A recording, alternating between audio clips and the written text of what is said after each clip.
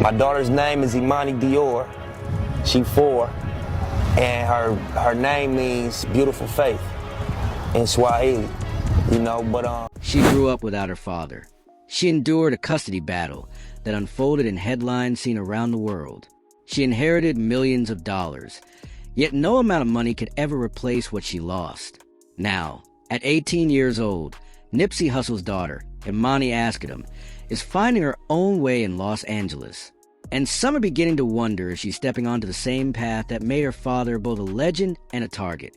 Emani Dior Asghedom has officially reached adulthood, but the reality of her life today is far more complicated than most people realize. If you knew the full story, it might truly break your heart. And today, we're going to walk you through all of it.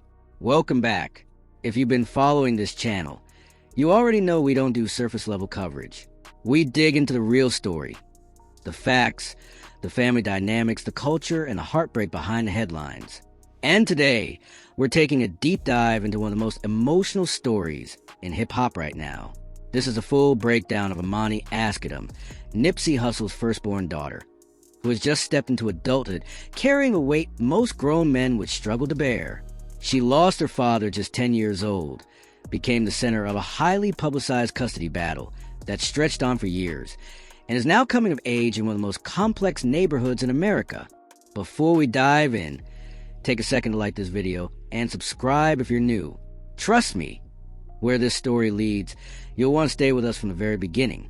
Now, before we focus on Emani's life, we need to set the stage. To understand what she's facing today, you first have to understand who her father was, where he came from, and the world she was born into. Nipsey Hussle, born Emani Joseph Asghedom on August 15, 1985, was far more than a rapper. He was a community leader, a business visionary, an activist, and above all, a father. He grew up in the Crenshaw district of South Los Angeles, an area long known for its deep-rooted gang presence and systemic challenges. His mother, Angelique Smith, is African American. His father, Dawit Asghedom, immigrated from Eritrea, fleeing war in search of opportunity in the United States. From the very beginning, Nipsey was shaped by two powerful influences: the pride and discipline of his African heritage and the harsh, unfiltered realities of South Central Los Angeles. By the age of 14, Emani had affiliated with the rolling 60s neighborhood Crips, one of the most recognized gangs in Los Angeles. It wasn't about thrill-seeking or rebellion for him. In neighborhoods like Crenshaw, gangs often function as community structures. They offer protection, belonging, and identity. Nipsey understood that world from the inside. What ultimately set him apart was that he didn't just survive in that environment, he studied it. And later in life, he used that understanding to try to transform it. He poured himself into music. At the same time, he began investing in property along Slauson Avenue. He opened a Marathon clothing store, literally buying back the same block where he had grown up. His 2018 debut studio album, Victory Lap, earned a Grammy nomination, solidifying his place in hip-hop. But Nipsey wasn't just focused on music. He was sitting down with law enforcement and city officials, discussing real solutions for gang intervention and community reform. In many ways, he had figured out how to rise from that environment and reinvest in it from the inside out. And through all of it, he remained committed to being a father. Then came the devastating turning point. On March 31st, 2019, Nipsey Hussle was shot and killed outside his own store, Marathon Clothing, at the corner of Slauson and Crenshaw. He was just 33 years old. The man responsible, Eric Holder, was from the same neighborhood and reportedly affiliated with the same gang. The senselessness of the crime sent shockwaves through the hip-hop community and far beyond. But beyond the headlines and public tributes, two children were left to grow up without their father. One of them was his daughter, Emani Dior Asghedom. She was only 10 years old. Emani was born on November 9th, 2008, to Nipsey and his then-girlfriend, Tanisha Foster. Nipsey was just 23 at the time, still grinding in the underground rap scene, releasing mixtapes and laying the foundation for what would eventually become a powerful business empire. He wasn't famous yet. He wasn't wealthy yet. But according to those close to him, the day his daughter was born changed him forever.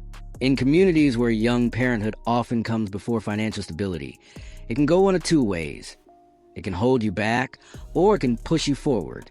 For Nipsey, it became fuel. For Nipsey, fatherhood sparked a powerful transformation. He often spoke about how becoming a dad reshaped his priorities and intensified his drive. In a 2018 interview with Stephen Curry, he shared, paraphrasing, that looking back, having children was one of the best decisions he ever made. That's how deeply he valued being a father. That's how much Emani, and later his son, Cross, meant to him. It's important to understand that Nipsey and Tanisha Foster had an on and off relationship over the years. Eventually, he began a long-term relationship with actress Lauren London, whom he was with from around 2013 until his passing. But despite the complexities of his personal life, Nipsey never distanced himself from Emani. He was present and involved. He brought her to events, shared moments with her publicly, and made it clear she was a central part of his world. People close to him have consistently said that his bond with Emani was genuine and deeply rooted, far beyond photo opportunities or public appearances. Emani didn't just see her father as a rapper. She watched him transform a clothing store into a symbol of ownership and empowerment. She saw him host free health clinics in Crenshaw. She watched him meet with politicians, activists, and community leaders. She witnessed the evolution of a man the world was only beginning to fully appreciate. But to her, he wasn't a public figure.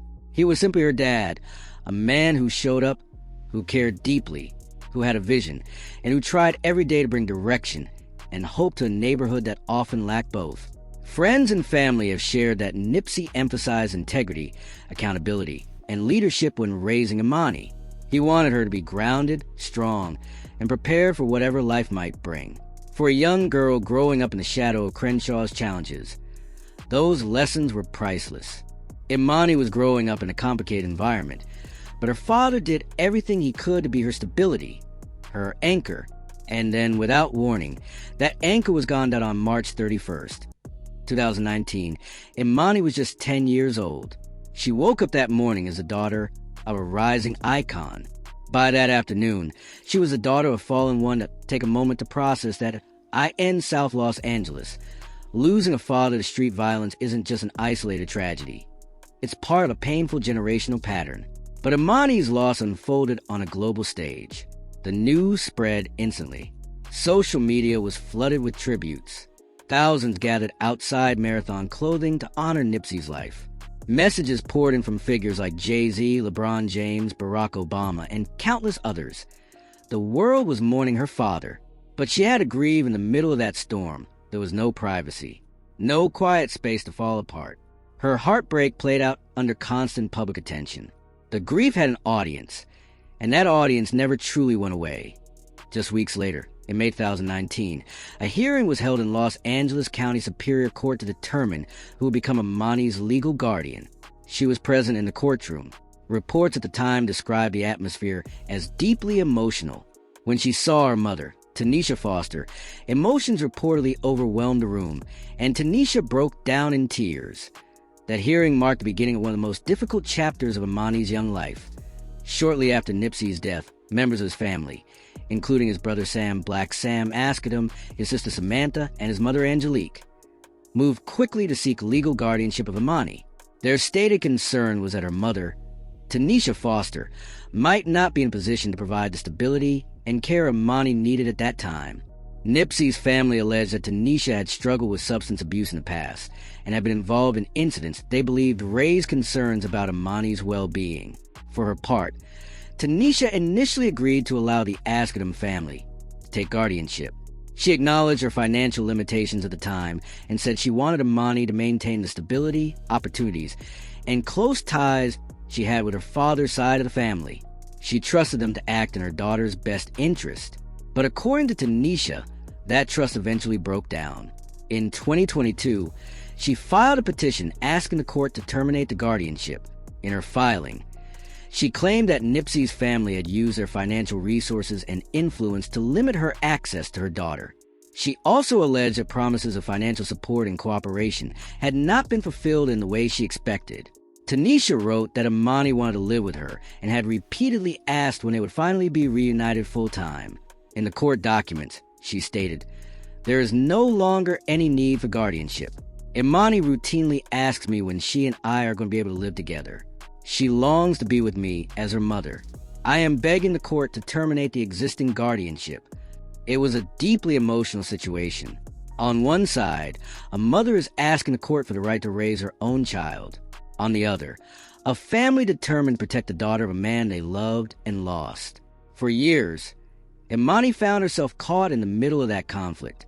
She was growing up while grieving, watching the two sides of her family battle over her in courtrooms and legal filings, all while she was simply trying to be a teenager.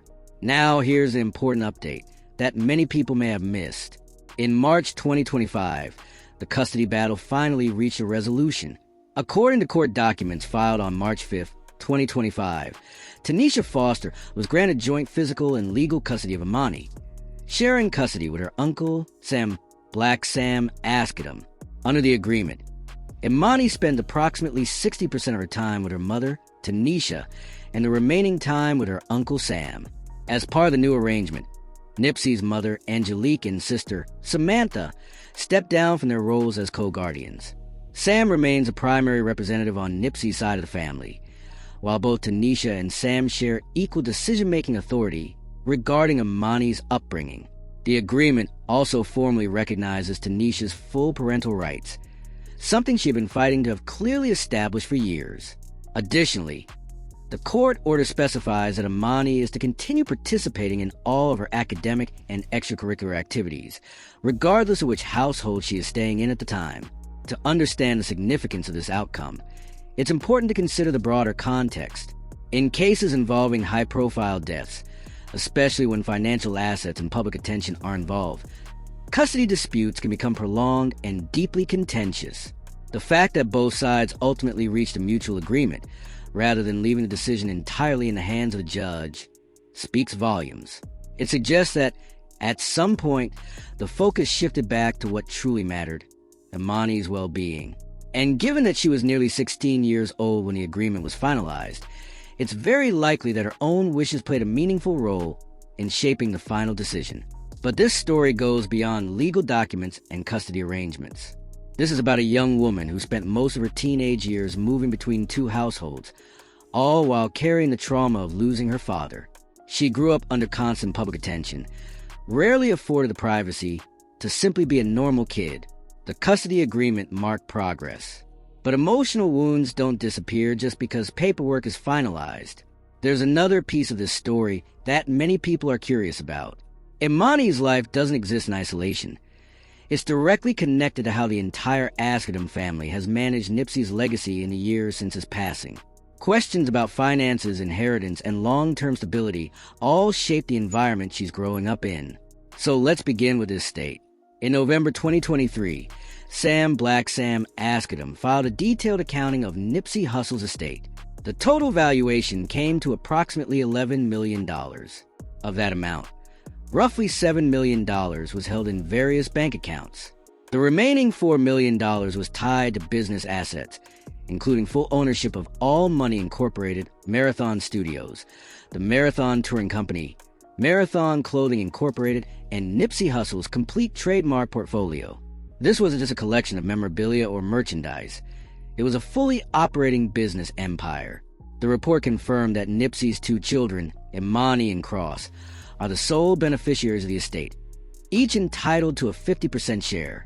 Because Cross is still a minor, his portion is being managed by his mother, Lauren London, which effectively makes her a co-owner in the businesses tied to Nipsey's legacy. Emani's share, meanwhile, has been overseen through the guardianship arrangement involving Black Sam. Black Sam Asghedom has been the driving force behind preserving and expanding Nipsey's business legacy. Marathon Clothing remains fully operational, both at its original Slauson Avenue location and through its online store.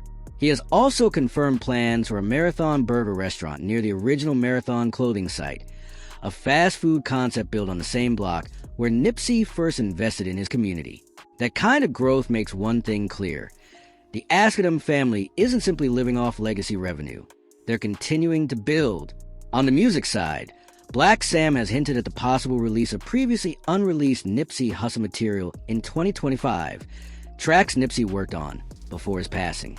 However, Sam has publicly emphasized that nothing will be released unless Nipsey personally recorded the verse, collaborated directly, or clearly outlined the vision for the project. That level of care reflects a commitment to protecting his brother's artistic integrity rather than capitalizing on his name. Lauren London has also played a highly visible role in carrying the marathon vision forward. In 2024, she partnered with Microsoft, Earn Your Leisure, and Marathon Clothing to launch the Nipsey Hussle $100,000 pitch competition. The initiative awards $100,000 grants to Black entrepreneurs to help scale their businesses, directly continuing Nipsey's passion for financial literacy and community ownership. Through her platform, career, and position within the state, Lauren has helped ensure that those values remain active and relevant year after year. When you step back and look at the full picture, the estate, the clothing brand, the music catalog, the community initiatives, and the business competitions, it's clear that Nipsey's family is financially stable. They are not struggling. But here's the part that matters most when we talk about Emani. Money doesn't solve everything. Not even close. So the real question becomes,